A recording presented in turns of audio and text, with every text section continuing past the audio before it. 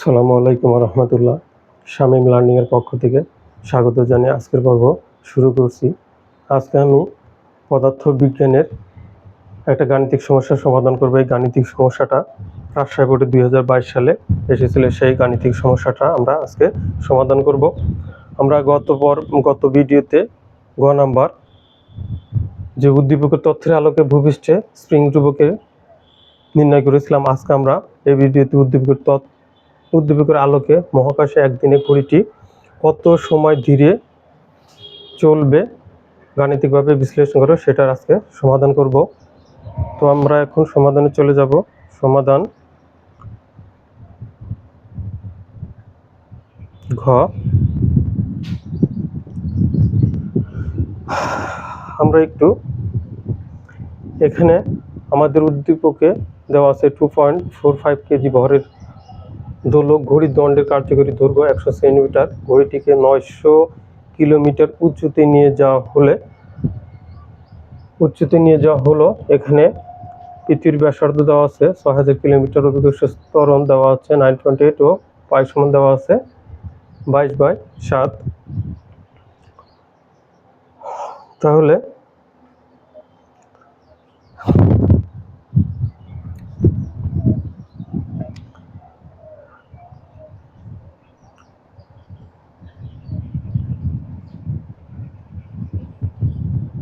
আমরা একটা পৃথিবী আঁকালাম। এটা এ পর্যন্ত আমরা এইচ ধরলাম। সেই এইচ সমান কত দেওয়া আছে 900 কিলোমিটার উপরে। এখানে আমরা এটার ব্যাসার্ধ, এটা কেন্দ্র দিলাম পৃথিবীর কেন্দ্র, আর এটি হচ্ছে তার ব্যাসার্ধ। এটা হচ্ছে বড় হাতের আর বড় হাতের 8 সমান ব্যাসার্ধ দেওয়া আছে 6000 কিলোমিটার। তাহলে এখানে আমরা একটা অভিকর্ষ ত্বরণ পাবো জি ইকুয়াল বড় হাতের GM ডিভাইডেড r স্কয়ার, এবং পৃথিবী থেকে 900 কিলোমিটার উপরে এখানে একটা আমরা অভিকর্ষ ত্বরণ পাবো। সেটা আমরাকে জি প্রাইম ধরবো। জি প্রাইম ইকুয়াল বড় হাতের GM ডিভাইডেড, যেহেতু সেটা 900 কিলোমিটার উপরে, তাহলে আমরা পৃথিবীর ব্যাসার্ধের সাথে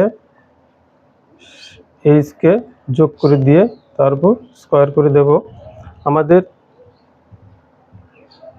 পৃথিবীতে অভিকর্ষ ত্বরণ সেটা ছিল G equal to GM divided r square, আর 900 কিলোমিটার উপরে সেটা আমরা জি প্রাইম পেয়েছি GM divided r plus H, যেহেতু সেটা একটা উচ্চতা আছে এবং সেটার উচ্চতা 900 কিলোমিটার। আশা করি তোমরা বুঝতে পেরেছ। এখন আমরা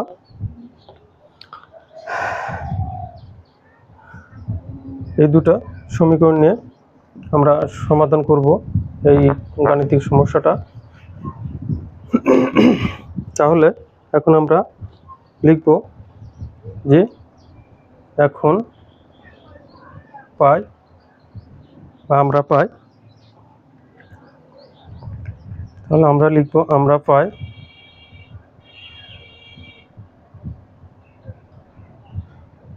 জি ডিভাইডেড জি প্রাইম পৃথিবীর পৃষ্ঠে ছিল GM ডিভাইডেড r স্কয়ার, আর 900 কিলোমিটার উপরে ছিল GM divided r plus H তারপর স্কয়ার, বা G divided G prime equal GM divided r square গুণন, এটা যেহেতু ভাগ আকারে আছে এটাকে আমরা উল্টিয়ে দেব r plus H whole square divided GM। এই GM আমরা কেটে দেব। এখন থাকে বা G divided GM equal R plus H তারপর whole square equal divided R square, বা এখানে আমাদের বলছে যে উদ্দীপকের আলোকে মহাকাশে একদিনে ঘড়িটি, মহাকাশে বলতে এখানে যে 900 কিলোমিটার উপরে, সেক্ষেত্রে আমাদের কত সময় ধীরে চলবে ঘড়িটি, তাহলে আমাদের জি প্রাইম বের করতে হবে এখান থেকে। তাহলে আমরা জি প্রাইম সমান লিখতে পারি আর স্কোয়ার ডিভাইডেড আর প্লাস এইচ ইন্টু জি।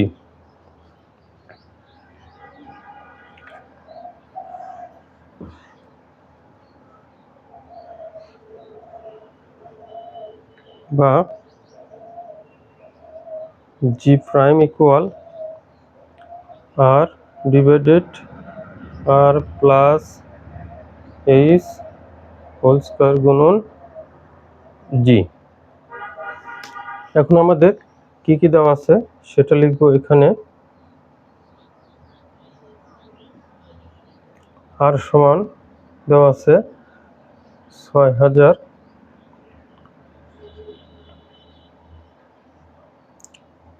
6000 কিলোমিটার, এটাকে আমরা মিটার নেব। তাহলে এখানে আমরা 6 গুণন 10⁻³ এর সাথে আমরা আবার 1000 গুণন দেবো 10⁻³ এত মিটার। 1000টাকে আমরা পাওয়ার হিসেবে লিখলাম। তারপরে এখান থেকে এইচ কত দেওয়া আছে 900 কিলোমিটার, 900 কিলোমিটার, এটাকে আমরা মিটারে নেব। তাহলে 9 গুণন, এটাকে আমরা পাওয়ার হিসাবে নেব, আর কিলোমিটারকে মিটার নেব, 1000 গুণন দেব এত মিটার। আশা করি তোমরা বুঝতে পেরেছো। আর আমাদের জি এর মান দেওয়া আছে 9.8 মিটার পার সেকেন্ড স্কোয়ার। এগুলো আমরা এখন এখানে বসাবো।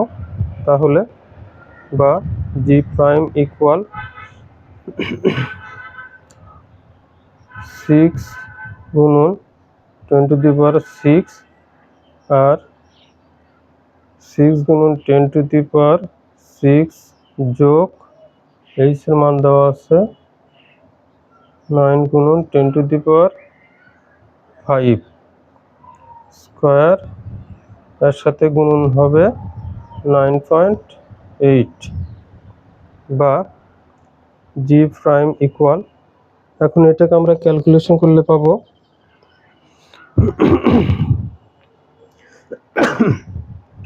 7.41021 এত মিটার পার সেকেন্ড স্কোয়ার।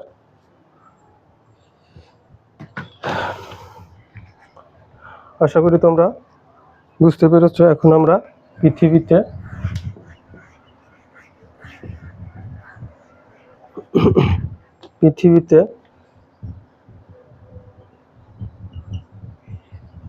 পৃথিবীতে দোলনকাল বের করব। T equal to 2π√L/G।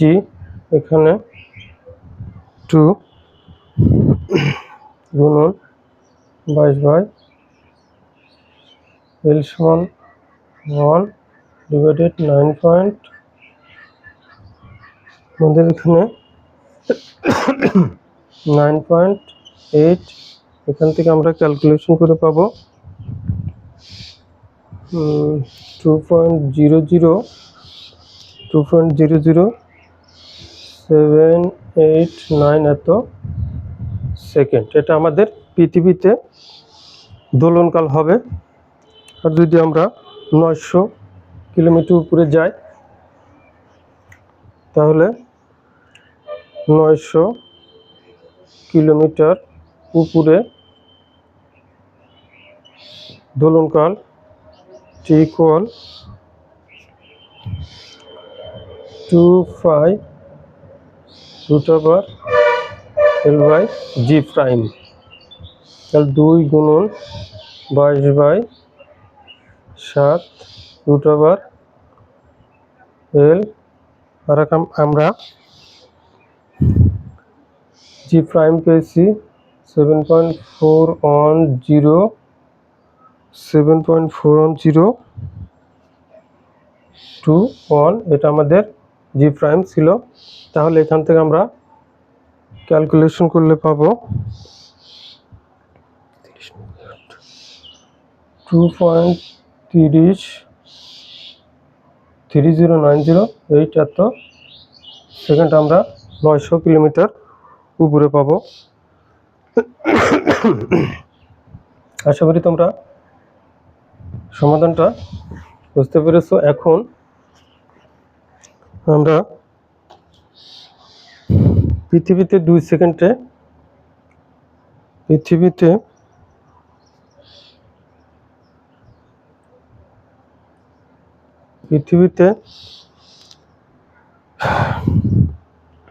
আমরা পৃথিবীতে দোলন পেয়েছিলাম 2.00 সামথিং।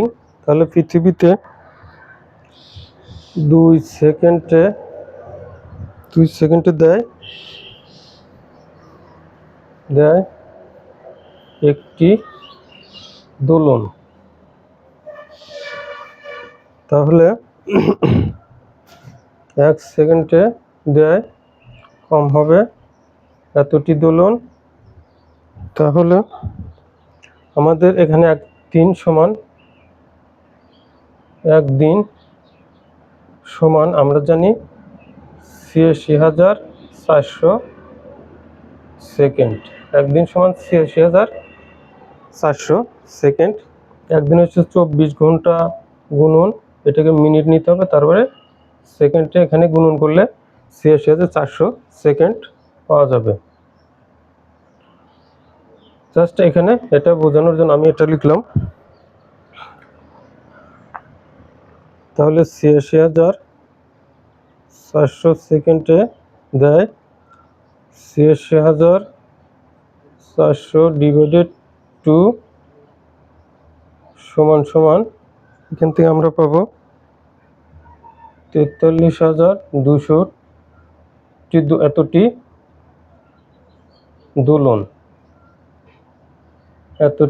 দোলন।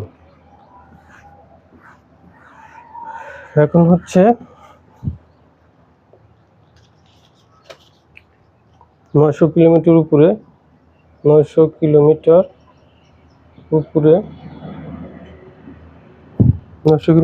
উপরে 2.30 এত সেকেন্ডে দেয় একটি দোলন। 1 সেকেন্ডে দেয় কম 2.3 এতটি দোলন।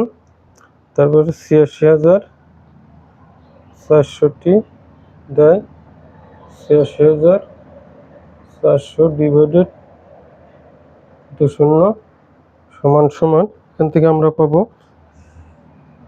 ৩৭,৫৬৫টি এতটি দোলন। দোলন কয়টা কম দেয় পৃথিবীর তুলনায় মহাকাশে, সেটা আমরা লিখব। দোলন কম দেয় পৃথিবীর পৃষ্ঠে। পৃথিবীতে ছিল ৪৩,২০০ মাইনাস ৯০০ কিলোমিটার উপর দিয়ে ৩৭,৫৬৫ সমান ৫৬,৩৫ এতটি দোলন কম দেবে মহাকাশে। এখন আমরা লিখব তাহলে এত দোলনের সময় লাগে ৫৬,৩৫ দোলনে সময় লাগে